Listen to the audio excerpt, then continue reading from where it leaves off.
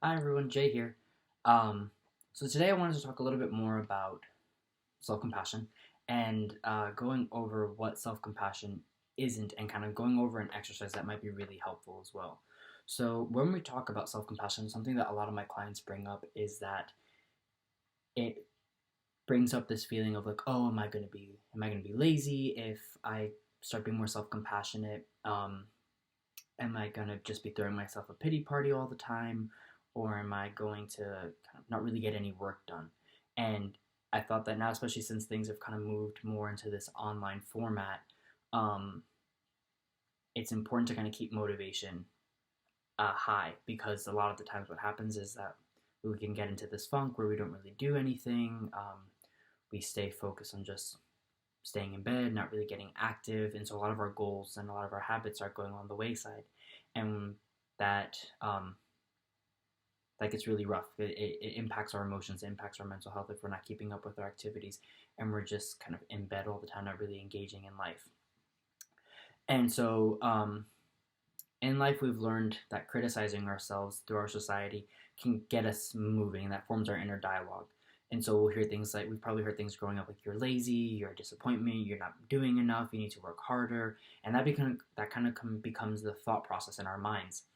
And so these things have helped us move forward. They probably have kept us motivated temporarily, which kind of keeps us engaging in the behavior. Um, but again, like I said, it's only temporary. It doesn't maintain long term effects. And so what we'll notice is that we'll probably while we start beating ourselves up, we'll be great for a few days. We'll probably engage and keep up with our classwork. We'll keep motivated with either exercise or engaging with friends or eating healthy and all these kind of other things. But then after a while, it turns into not doing the behavior because unfortunately, speaking bad about yourself doesn't actually keep you going all the time. And so what we want to start doing is trying to change the inner voice, trying to change that dialogue. And so I'll walk you through an exercise that you might find helpful. Um, and again, the beauty of it being recorded is that you can go back to it and reflect on this and kind of and work out the kinks as you continue to do it. Like I've mentioned in the first video, self-compassion is an exercise. It is not something that you become perfect at by watching one video. It's definitely something that you have to re-engage with and re-engage with because we are products and participants of this society that has built itself around just this negative self-talk because it gets somewhat of results for a very brief time, and we're as a society and as a culture we're pretty great at looking for instant gratification, but self-compassion is definitely something that takes time to build, but it is very rewarding. Research has shown that it is very helpful in combating symptoms of depression and low self-esteem and self-worth. It's been helpful with motivation, it's been helpful with anxiety, and so just beginning the practice is going to be really helpful. So we'll go ahead and get started.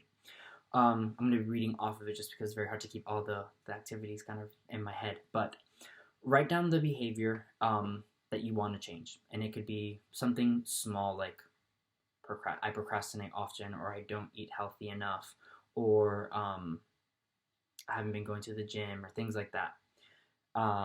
Now, once you've written that down, give you a few seconds to do that. Write down or think about the things that you tend to say to yourself when you engage in this behavior. So when you're not eating healthy, when you're procrastinating, not doing your assignments on time, um, think about the way you engage with yourself, the things that you say, and all that kind of all that's just the dialogue that kind of happens up in this area of your body. Get to know it, write it down, jot it down, think about it. That's your inner critic. Next, notice how this makes you feel.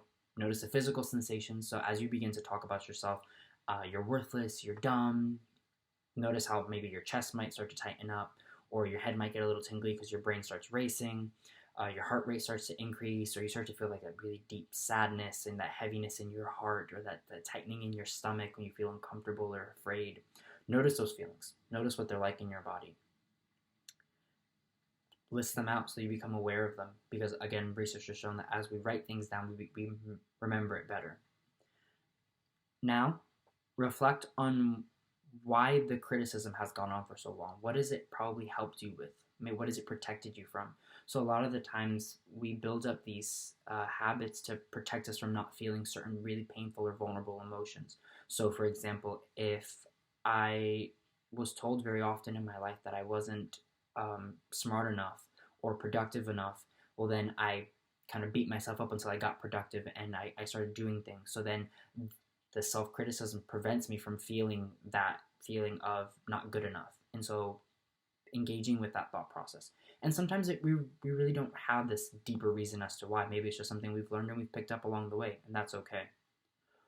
Once you've kind of recognized why the criticism has continued to go on, you want to move on and acknowledge it. Thank it for how far it's gotten you, because it probably has gotten you pretty far in your life. It has gotten you to a stage. That's why we keep the behavior going.